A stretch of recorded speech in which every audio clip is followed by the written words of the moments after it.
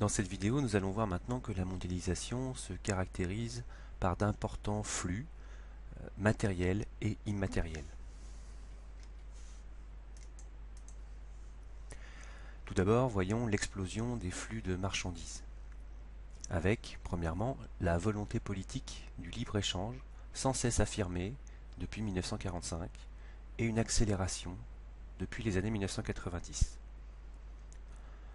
En 1947, les États-Unis mettent en place les accords du GATT, dont l'objectif est de diminuer les tarifs douaniers et favoriser les échanges commerciaux. Depuis 1995, l'OMC impose des règles contraignantes afin de poursuivre la déréglementation et la dérégulation de l'économie mondiale. Le résultat de cette politique, c'est la baisse importante des tarifs douaniers et l'augmentation en parallèle des échanges de marchandises à travers le monde. On peut le voir très aisément sur ce graphique. Cette augmentation des échanges à travers le monde a été également possible grâce à la révolution du conteneur, qu'on appelle aussi une révolution logistique. En effet, depuis 1980, le nombre des exportations mondiales a été multiplié environ par 4. On peut le voir sur ce graphique. Le 3/4 des échanges sont des biens manufacturés. En 2015, le commerce maritime par conteneur représente environ 85% du commerce mondial, avec environ 5000 navires et 14 millions de conteneurs en circulation. Sur cette diapositive, vous pouvez voir l'évolution, notamment de la taille des conteneurs.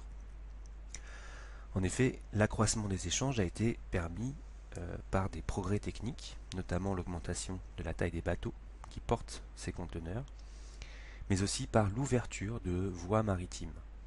Donc, le canal de Suez et le canal de Panama en 1914.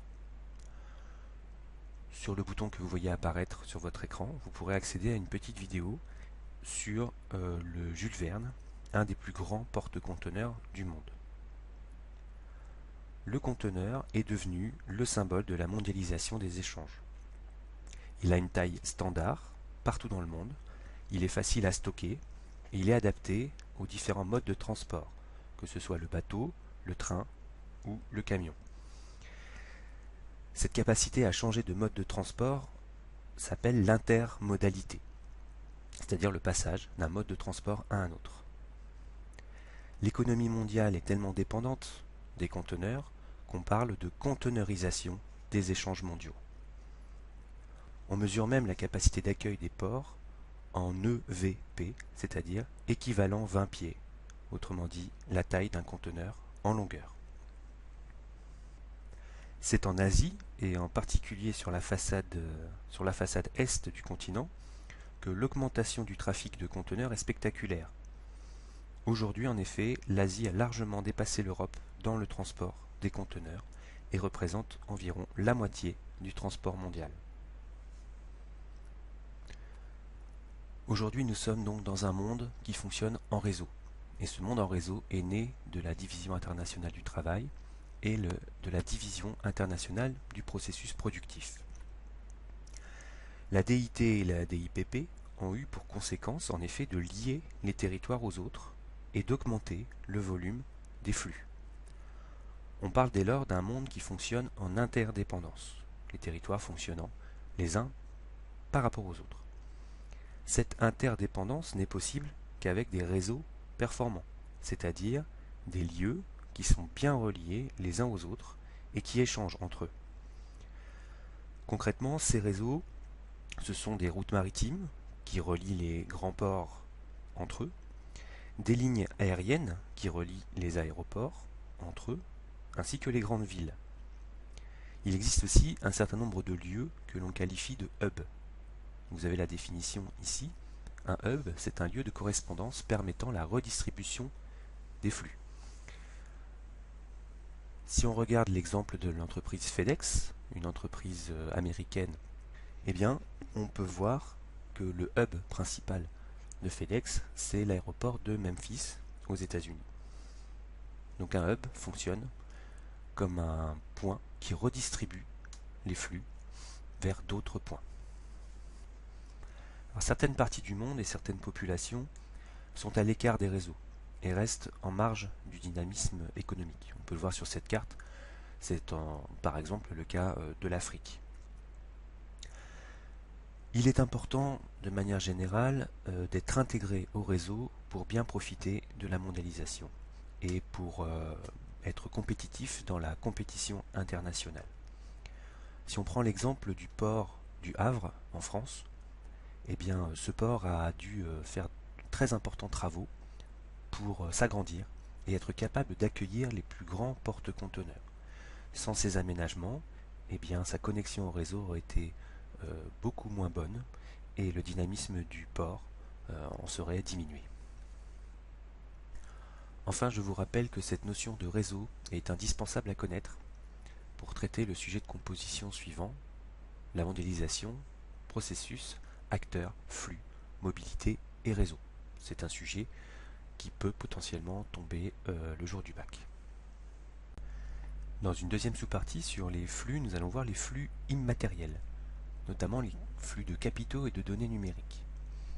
Voyons tout d'abord les flux de capitaux que l'on appelle les investissements directs à l'étranger ou IDE. Les IDE, ce sont les investissements directs à l'étranger, c'est-à-dire les capitaux dont l'objectif est le contrôle ou la création d'une entreprise à l'étranger. Ces capitaux circulent essentiellement entre pays riches, comme on peut voir sur cette carte.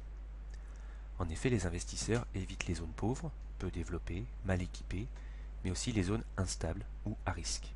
Donc sur cette carte, on voit très nettement apparaître les trois ensembles de la triade élargie.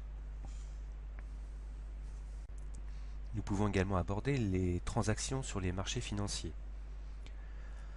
En effet, les bourses mondiales sont des centres d'impulsion de la finance internationale. Les places financières sont les lieux privilégiés de l'échange des capitaux. Il y a une interconnexion entre ces grandes places financières. Les grandes bourses mondiales fonctionnent 24 heures sur 24 et c'est un système d'échange en continu qui forme ce que l'on appelle les marchés financiers. C'est bien là une autre forme de réseau mondial constitué principalement de 5 bourses principales dans le monde, qui représentent 52% de la capitalisation boursière mondiale. Il nous faut enfin aborder les flux de données et ce que l'on appelle la fracture numérique. Avec le développement des réseaux informatiques et d'Internet en particulier, on assiste à une très forte augmentation des flux de données. Ces échanges incessants renforcent encore les connexions et l'interdépendance des économies et des sociétés. Pour permettre ces échanges, on a besoin de réseaux performants, là encore. Ces échanges se font principalement grâce aux câbles sous-marins que l'on peut voir sur cette carte. Donc ce sont bien des flux immatériels mais qui utilisent un certain nombre de réseaux matériels.